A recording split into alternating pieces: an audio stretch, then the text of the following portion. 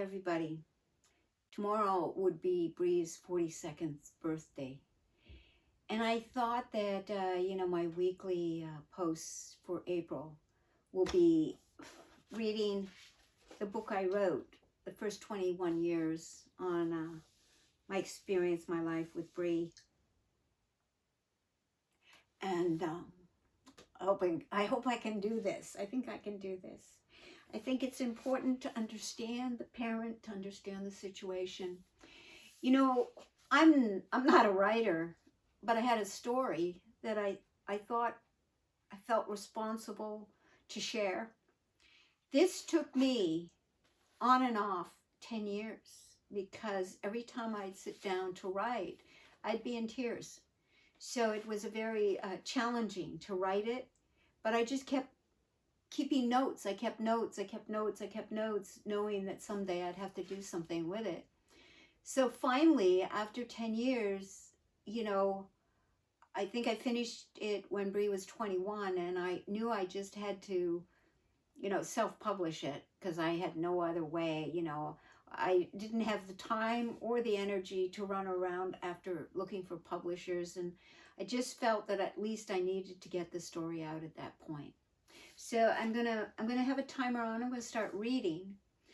I haven't read the book for a while, so whatever comes up, I want to be able to share with you, and maybe share from the mom's perspective what was going on. It's just when we understand things better, we respond better. So this is hopefully something that will be worthwhile. So I called it Swan, from the idea of the ugly duckling who turns into the beautiful swan, because at first, everybody would think she was the little ugly duckling. And to me, she was just this beautiful little being. I remember going for walks and taking her outside in the stroller, and people would pass and have these strange reactions, and I'd have her all color coordinated and sitting as straight and everything as I could get her to sit. And to me she was beautiful, but some people would walk by like we weren't even passing them. So anyway, let's start with chapter 1. For a moment, I hated a 6-year-old boy whose name I didn't even know. All he had done was what thousands of children had done before him. He had yelled a thoughtless taunt to his friends, but the word seared my very soul. It still affects me. He said, "Stop acting like a retard." That was what he shouted to his friend. And for me, it was like, when I didn't know anything about hurt children or brain injured children when Brie was born, and there was no reason, there was no history. And but when I started to learn, this was an attack on my child. That's what it felt like. These children were only skiing. The first year that Brie was born, I was still teaching at a ski school, and these kids were just having fun, but their parents hadn't taught them that wasn't appropriate. Brie's father's name is Walter. So Walter and I were married in the summer of 1977.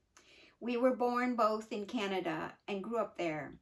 Our first home was a beautiful Swiss chalet-style house overlooking a lake, just 5 miles from the ski resort of Saint-Sever-de-Monts, where Walter was the director of the ski school. He was an excellent downhill skier, good enough to have been a member of the Canadian National B ski team. I was a certified downhill instructor. We were both quite health conscious, keeping fit by running and cross-country skiing.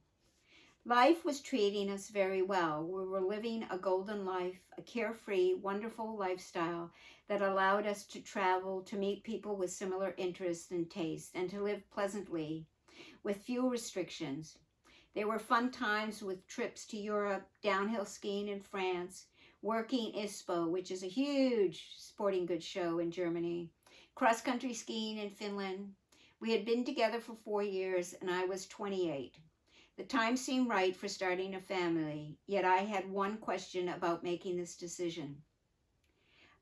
It was a faint echo of my feeling in the 70s that I had wondered whether it was right to bring a child into the world that seemed to be falling apart, with no one doing anything about it.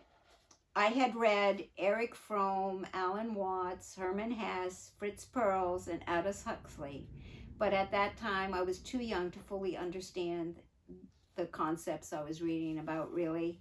I mean, I've just recently reread Huxley and Bradbury and Orwell, and compared to what I was thinking back when I was 17, to how much more serious it is now, and the situation now is so similar to the book 1984. As I got older, the questions of my youth faded. Anyhow, I thought, what can one person do to change anything as immense as the problems of the world? I decided to suggest to Walter that we have a child. He was not enthusiastic about my suggestion, but willing to go along with my proposal. I had an IUD out, and it was really every month giving me a lot of pain. So I had it removed, and an unplanned pregnancy in the past had resulted in a miscarriage. When I became pregnant again, all progressed smoothly. So I had with the IUD a pregnancy, but it just self-aborted. It hadn't worked. I wasn't worried about the coming child health-wise. Our family history was good, with my mother being one of 8 healthy children and my father one of 6. Walter's family also had a history of healthy births and long lives. I mean, most of the people on his father's side lived to 100 or more. One of my grandmothers had recently died at the age of 97. My immediate family was in good health. I am the youngest of 6 children, all who were born at home without any complications, just by our country doctor. I wanted a girl and had already made up my mind that the baby I was carrying was of that sex. I had selected her name even before she was conceived, one that was beautiful and could not be shortened into a nickname, Brie. Walter was an interested onlooker as I dived into the anticipation of motherhood. Friends were amused by my unconscious habit of rubbing my very pregnant belly, as if I were telling Brie that she was safe and that I loved her. I knitted sweaters, borrowed a beautiful little family wooden crib, and read all the relevant books I could find. This would be the first grandchild on Walter's side of the family, but the 6th on mine.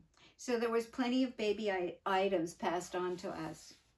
So, I'm just, I'm 5 years now into the marriage. I'm 28 years old. It was like the time, if we were going to have a family, to have a child. But from the beginning, Walter was really not interested in having a child. Walter learned about the frustrations of a woman who is 8 months pregnant and feeling abandoned. His was a fun job, which involved lots of skiing. I worked at the office during the weekend, but didn't want to hang around the bar. I wanted to be home nesting. One evening he called to say that he'd be home late for supper. He planned to have a couple of beers with some of the instructors again. So this was ongoing, and it was fun, skiing all day, going to the bar afterwards.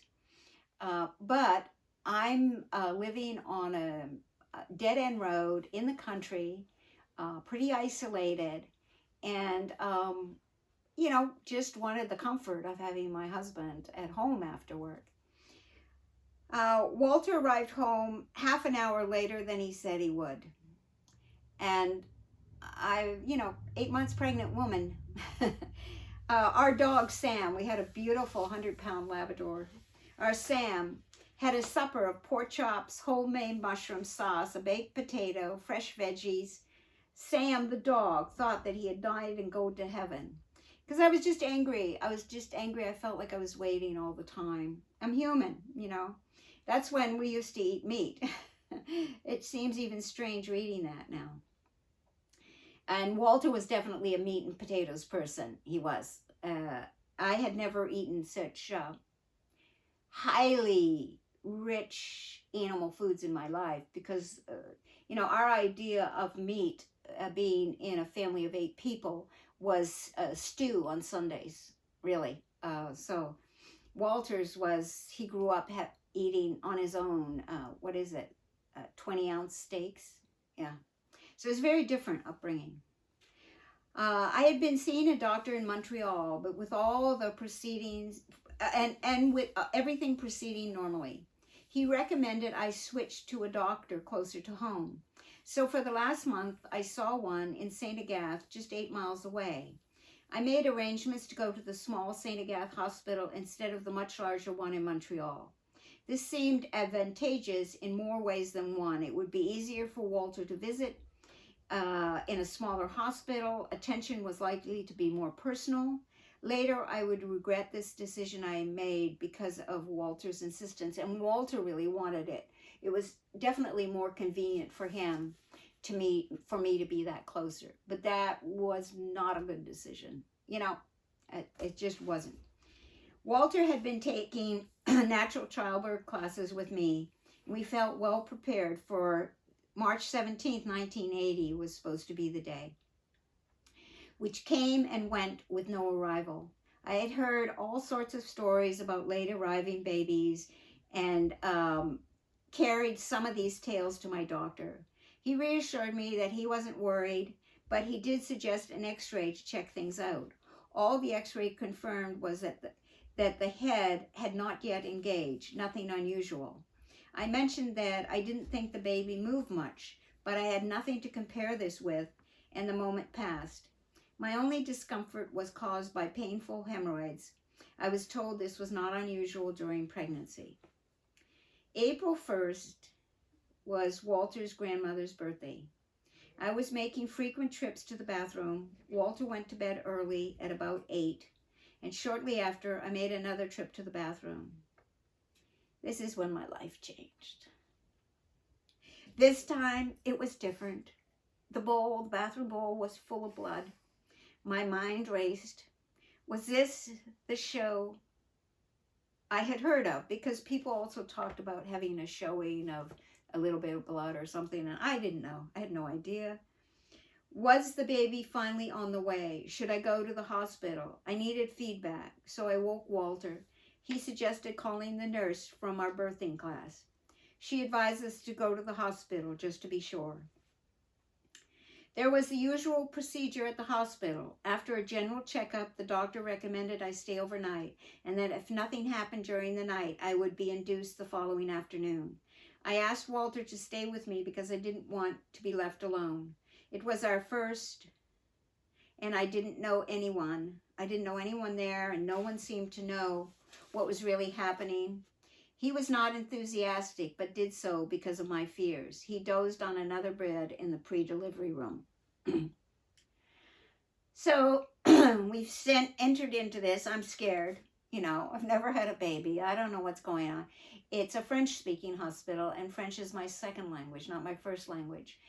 And you know, when serious things happen like this, hospitals or legal stuff, you really want to understand everything going on. So I wanted him there, but Walter really wanted to go home. The next day, induction was started. When a nurse tried to insert a needle for an IV in my arm, she had problems. After 6 unsuccessful attempts, a doctor came and did it. This incident concerned me. Here I was about to have my first child, and nothing was proceeding normally. The nurse couldn't do a simple thing like getting a needle into my arm. Did these people know what they were doing? So I was starting to get really concerned. They induced me 4 hours after induction was started. There was no progress. The baby's head had not engaged. The doctor consulted my former doctor in Montreal by phone, and it was decided if there was still no progress by the following morning, I would be transferred to the larger hospital in Montreal. Walter went home to get a good night's sleep. It was arranged that he would go directly to Montreal's St. Justin's Hospital the next day. This is not the way I envisioned having this baby. For 24 hours, professionals were working in me, around me, on me. Nobody was working with me. I had many questions but received no answers. I was naive. I had no idea how our lives were about to change, but everything we had planned for the future would be so drastically altered. April Fool's Day. Was this some weird joke on me? April Fool's Day. This is when it was happening. Chapter 2. Here we go. Thank God for Jillian, a nurse at St. Agathe Hospital, because without her watchful care, Brie would not be with me. Brie wouldn't have been born without her. She would have died inside of me. She was concerned because every time I went to the bathroom, bleeding would start. She took it on herself to call the doctor at home and alert him about my problem. He arrived with a surgeon, and I learned that they had been talking to my Montreal doctor. The decision was made to perform a cesarean. They gave me a choice. Listen to this choice. They gave me a choice. Either to have the operation right away, in which they can guarantee both my life and the life of my baby, or I could wait until morning and go as arranged to Montreal. If I chose the latter, they could not guarantee the life of my baby.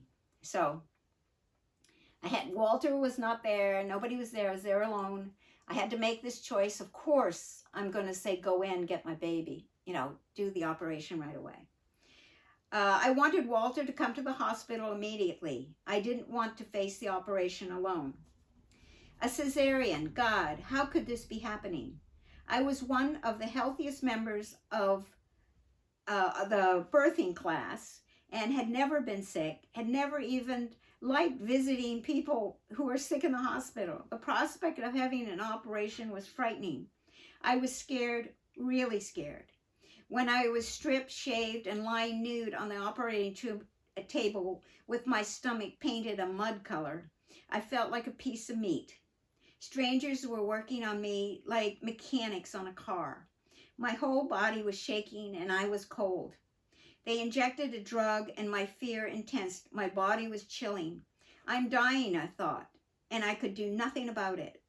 The next thing I remember was sitting bolt upright and saying, "Oh God, it hurts."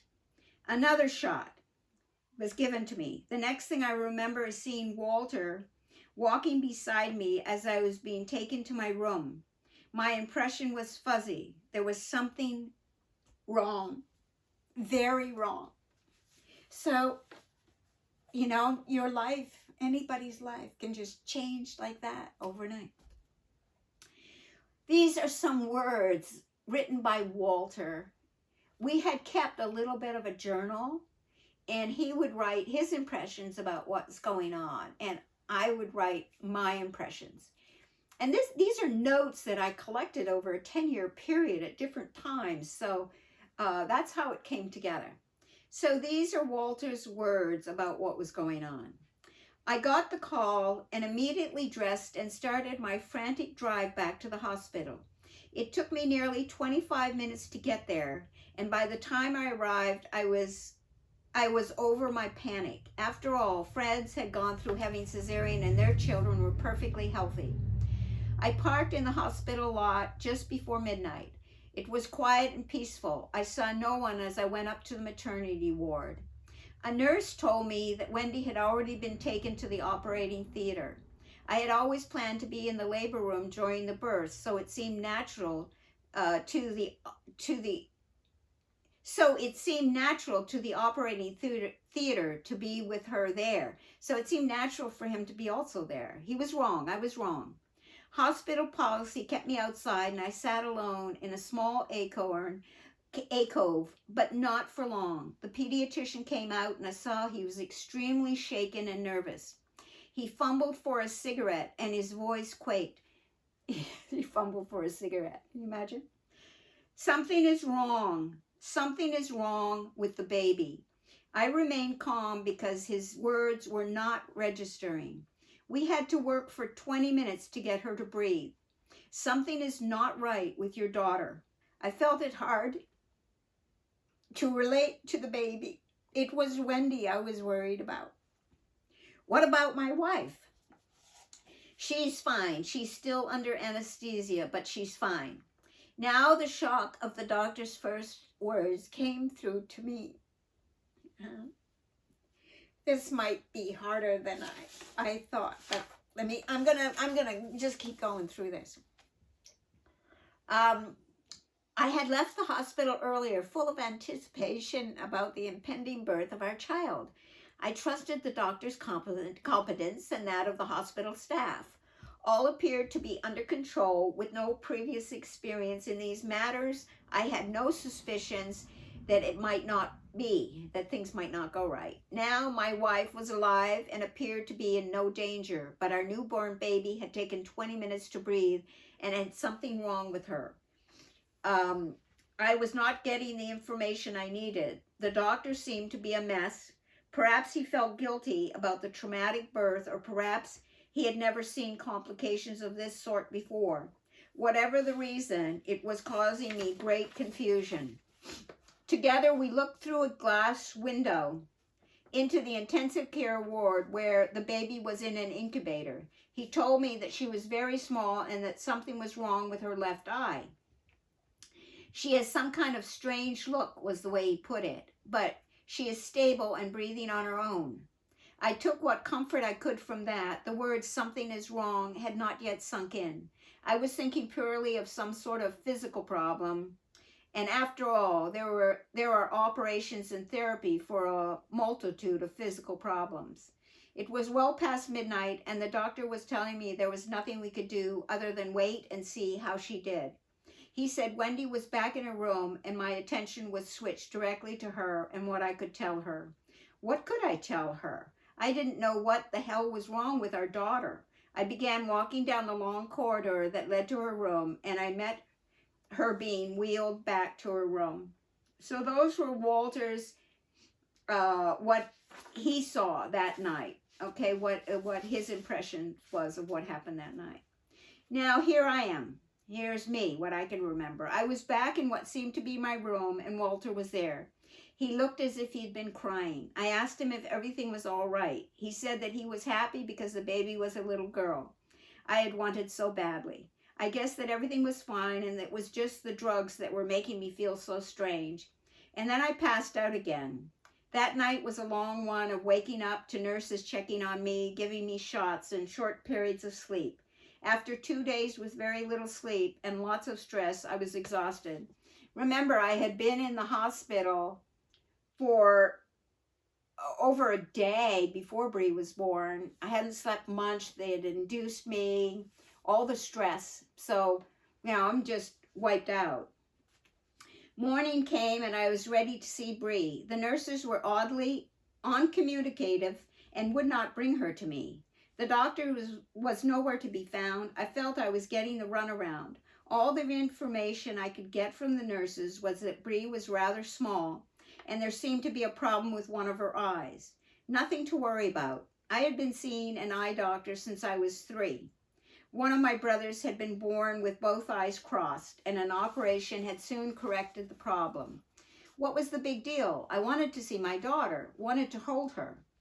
Walter came to tell me that there was some problems with our baby, and the doctor wanted to transfer her to the hospital in Montreal for more specialized care. They were stressing her small size and low weight. I would be allowed to see her for 10 minutes before they sent her to Montreal. Things were moving so fast I wasn't allowed to be part of the decision making. All I wanted was to be able to hold my little girl and keep her safe. But she was being swept away, and no one would give me a reason. The incubator was reeled into my room.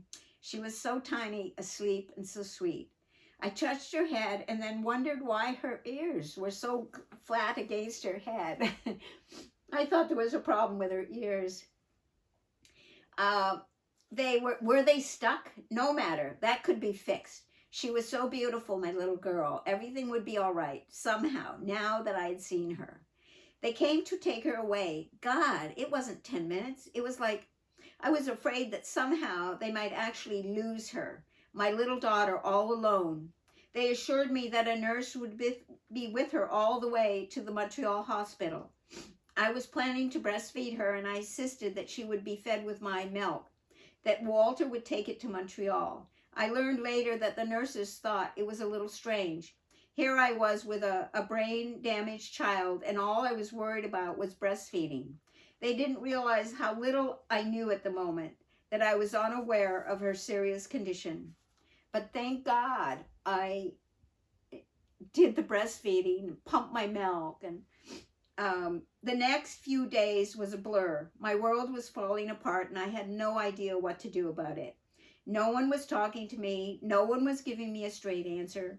Indeed, they were acting as if I was stupid, and they were doing it in French. Now, French is my second language, and I'm quite fluent in it.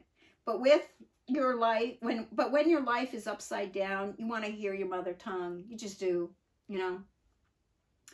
It was still hard for me to recall much of the first few days after Bree's birth. It was a time of confusion, of bits and pieces, and of being given pain shots. One evening, a nurse came in to persuade me to talk or cry it all out. I didn't know what it all was. I didn't know what she was talking about. This was a whole new life starting for me. I had no tools, no knowledge, nothing. It was like from scratch. So, you know, the medical people have probably dealt with, you know, hurt kids and stuff. I had nothing. It wasn't as if my baby had died. You know, to me, she was alive. My parents called, and I had little to tell them except that Brie was in Montreal, and I could do nothing until I got out of the hospital. My mom said she would come. My sister called and said she loved me, and I cried. So nobody's around, you know. I was feeling very alone, very scared. One of our old friends, Dean, called with congratulations. Yes, I had my little girl, but something was wrong with her. I didn't know what the problem was. My cousin Valerie and her parents drove a long way to see me. Friends who lived closer stayed away when they heard something was wrong. That also started happening too. The only clear memory of those early days is how I felt when I finally saw Brie. I loved her from the first moment. An overwhelming surge that took me by surprise. I remember when they first wheeled Brie into the room before they took her to Montreal. I've never experienced anything since. It was like I saw this little hurt child, and she was my baby. And I would protect her with my life. I'd never experienced that. So most amazing and actually the most wonderful feeling. Yeah. It was like, so that was really good. So yeah, and this is how I explain it, you know. So I loved her from the first moment, an overwhelming surge that took me by surprise. God, I would kill to protect this child. I had never felt that kind of love before. She looked so tiny, so defenseless. It was easy to love her. She was my beautiful baby. I felt like a mother tiger. About 15 years later, I found out from reading a book on Chinese horoscopes that my sign was the tiger. The key characteristics of the sign was that the tiger has humanitarian instincts. When involved, their involvement is total. The tiger is never half-hearted about an endeavor and always gives 100% of herself, and even more when she can. These characteristics were a foundation of what I would need to cope with what was ahead of me. God knew I had to be born in the year of the tiger. And I think of that, you know, there just seems to be no accidents in life. Because that's if you know, all that is real, those were exactly the characteristics I needed. Another day or two, and I was in discomfort, then real pain with my swollen breasts. The nurses had not taken seriously my intention to breastfeed. or perhaps they thought Brie might not live. A pediatrician appeared in my doorway. He seemed reluctant to enter. He wore a huge wooden cross around his neck. At first, I thought he was a priest. I asked him what was wrong with my daughter and met evasion. Perhaps it was just a small eye problem. Perhaps it could be serious enough to mean institutionalization. They just didn't know yet. Institutionalization? That was the word I heard, a word that was not part of having a baby. Our child institutionalized? Was this some kind of a weird joke? What was God thinking of? This was something that happened to other people, not a normal, healthy couple like us. I didn't smoke or drink or eat junk food. My pregnancy had been normal, better than most. Why was God punishing me? I couldn't understand this. I equated institutions with a prison. One does not put a little baby in a prison. How could this doctor be using that word in relation to my little daughter? So this is like, I have no idea what's going on. My own doctor finally got up the nerve to see me 3 days after Brie was born. He admitted outright that he had been afraid to face me. I remember his visit very well. He sat across from me, a total wreck. All he was able to tell me was that Brie had been sent to Montreal so she could have better care. She was only 4 pounds 6 ounces and could not go home until she weighed 5 pounds. He had nothing to offer me. It seemed as if he only came so he could make himself feel better, rather than the other way around. He kept telling me how good Walter was. Walter must have made a good impression on him the night Brie was born, probably because he did not blow up at the doctor that night. Walter was my link to Brie. He took my milk, my breastfed milk, to her and told me the nurses were being attentive to her, that she was getting good care. I felt that my milk was very important, that she especially needed it because of her low weight. I hoped it would give her the best chance to deal with whatever lay ahead. Also, I needed to feel that I was helping Brie. It was what was keeping me together, especially emotionally. Being in one hospital without Brie was extremely depressing. Other women came in and had their babies, and I heard them calling relatives with the wonderful news. I felt like a freak in the maternity ward with no baby to show for it. I persuaded the doctors to let me go home early. My only regret is that I didn't go to Montreal with Brie. It had not been presented as an option, and things were happening so fast that in my confusion, this possibility didn't occur to me. I would have needed someone else to make the decision for me. So that was, I needed someone to advocate for me. And that's important when you're in a hospital. Someone who knows what you want ahead of time in whatever situation happens. I should have been in the ambulance with her and gone to Montreal. The breastfeeding would have been a lot easier. But the breastfeeding was important because breastfeeding gives the really important immunity that you need for the baby. It gets from being born naturally and the breastfeeding. Brie and I were separated for our first 8 days, and during that stretch, Walter was dealing with family and friends, trying to give answers he didn't have. At the ski resort where he worked, he was constantly being asked about the situation. And then there was the time he spent traveling between the two hospitals. What a way to start a family. It was a great relief to him when the doctors agreed to discharge me. He took a couple of days off. Driving home without a baby was not the way we had imagined the return trip. Were the last 5 days real, or was it a nightmare? How could one's life change so drastically in just 5 days? It was between seasons with the ski school, when the snow was not quite gone and everything looked muddy. I felt empty and drained. Spring is a time of rebirth, and here we were, between seasons, with no clear idea of what was in store for us. I don't remember if we talked much on the drive home. There was so little either of us could say. Why couldn't I wake up from the nightmare? I remember that drive as being surreal, really surreal.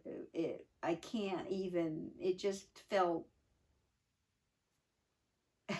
like I was somewhere else. Arriving home without Brie felt strange. Our dog Sam was overjoyed to see us, but his excitement did little to cheer me. Only having my daughter with me could have moved me. Brie's crib was made up and ready for her right next to our bed. Her clothes were neatly folded on the bureau, and there was a supply of diapers ready to be used. I was still pumping milk, and Walter was taking it to Montreal. He had brought me pictures so I could at least visualize her. My parents arrived the day after I came home from the hospital. My mom had made plans to stay with me a couple of weeks to help me adjust to the new routine. She was confused because of the situation and tried to put the blame somewhere. My father kept saying that Brie would grow out of it. The time had elapsed between my homecoming and Bree's is still a blur. Yeah, I don't really remember much of that. There were still so many questions going through my mind with no answers given. We were not being told what to expect of Brie. This was a strange new world for us, and we had no idea how we were supposed to act. It was a time of total confusion. I'd given birth to a wonderful new little human being, and yet there was one thing I dreaded.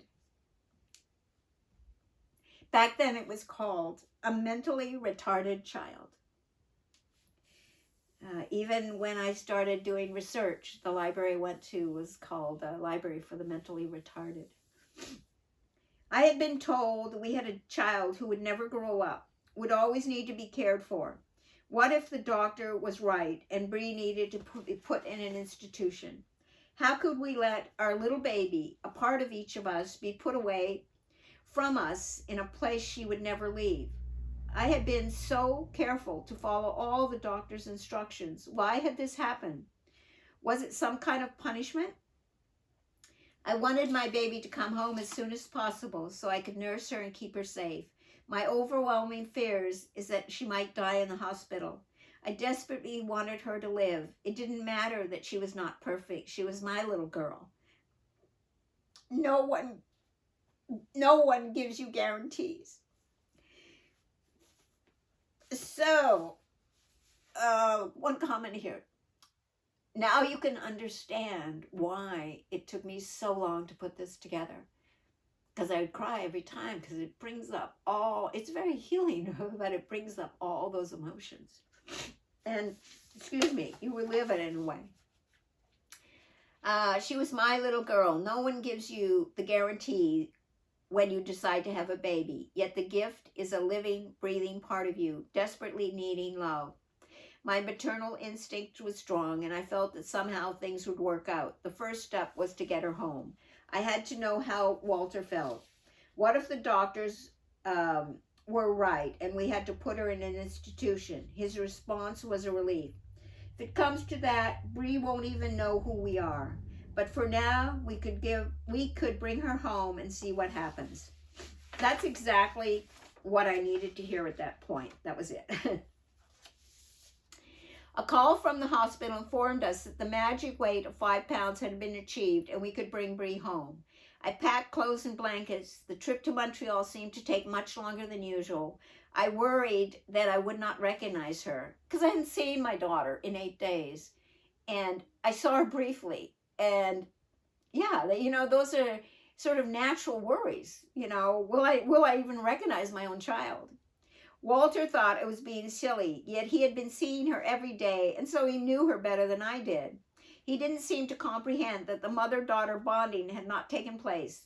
The whole birthing process had been far from normal, and I felt shy and insecure about meeting my daughter, even though it was what I wanted more than anything in the world. The only time I had seen her was under traumatic circumstances, and it felt strange not to know my own daughter. I felt lost.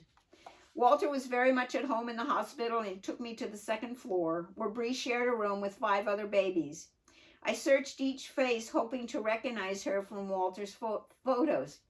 Once I saw her, knew she was our girl, so tiny and sweet. She was asleep and just looked like any other baby. There were papers to be signed and a doctor to see, so we left her clothes with a nurse. The doctor took blood samples and asked questions about our family histories. He was unable to give us any answers, but said he would search for genetic causes. Until they received the results of the tests that were to be made, there was little that could be added to the small amount of information we had been given. The nurse had already started dressing Brie by the time we returned, and I quickly took over. The clothes were the smallest I could find, and yet they were huge on Brie. I talked continually while I dressed her. Only then did I realize how much I had missed being with her, and how much a part of me she was. I was still weak, and Walter went to hunt up a wheelchair to take me downstairs. It felt wonderful to leave with Brie in my arms. This was the beginning of being parents. The hospital had no place in this picture. It seemed very important to get Brie away from its atmosphere as soon as possible, so we could strive for a normal life. Once she was in my arms, I felt so secure, more in control. My parents were eagerly awaiting our arrival. Mom took one look at Brie and saw only her newest grandchild, all ready to be loved and held. She would be the only member of my family to love Brie unconditionally over the years that followed. My mother was a saint. Oh my God. Brie was loved just because she was here. One more grandchild to be cherished. Whenever we were together, my mother would hug her, rock her, kiss her, tell her how much prettier she had grown. They spent hours in the rocking chair, with Mom taking Brie's face in her hands and telling her how sweet it was. She was always content when she was with my mother. But that was all in the future. In the meantime, we were newly home. Pictures we took of the homecoming were so heart-rending. Walter and I were so traumatized, and Brie looked as though she had survived a battle. Later, I destroyed those pictures just because we all just looked so traumatized. I didn't see my doctor again until 6 weeks later. I took Brie for a routine checkup. In answer to my persistent questions, I was able to get more information from him, although he seemed reluctant to tell me anything. At birth, the embryonic fluid had turned green. The placenta was calciating, and the umbilical cord had been wrapped around her body 3 times. The doctor said that if she had remained in my body another hour or two, she would not have lived at all. One question he seemed to think was important was whether Brie was having regular bowel movements. When I said she was, he guessed that everything inside was working properly. Other than that, he didn't seem to have much interest in her. I was being the proud parent, and he acted as though the sooner we were gone, the better. I guess we had made a dent in his perfect birth record. Mom had stayed with us 6 weeks, knowing she was needed, and Dad busied himself with odd jobs, returning home from time to time to attend to things there. It was Mom I needed most for support at that time. Brie had to be fed every 2 hours, and she adjusted very well to breastfeeding, in spite of our 8-day separation. I focused on getting my strength back. I planned to continue breastfeeding for a year, and I knew I would have to be feeling fit to do that. Walter was thinking about practical things that he decided we needed a new car. The one he bought was a 4-wheel drive Subaru, which would be excellent because we live 5 miles from the small ski village of Saint-Sauveur-de-Meaux on a dead-end gravel road. I'm sure he was thinking of a car that would get the family through a Canadian winter. But for me, it was just another problem. It had a standard shift. The Subaru had a standard shift, and I found myself having to learn to drive all over again. I was impatient about having to practice. It was complicated enough having to deal with a new baby with an unknown future and possible problems, and now I had to learn to drive a car with a standard shift. One more stressful situation I did not need. Didn't I have enough to do? I guess I took a lot of my inner anger out on that car. Looking back to that time, it was probably good to have had the opportunity to vent my emotions. So that's the beginning. That's the hospital. And I'm going to end there for today.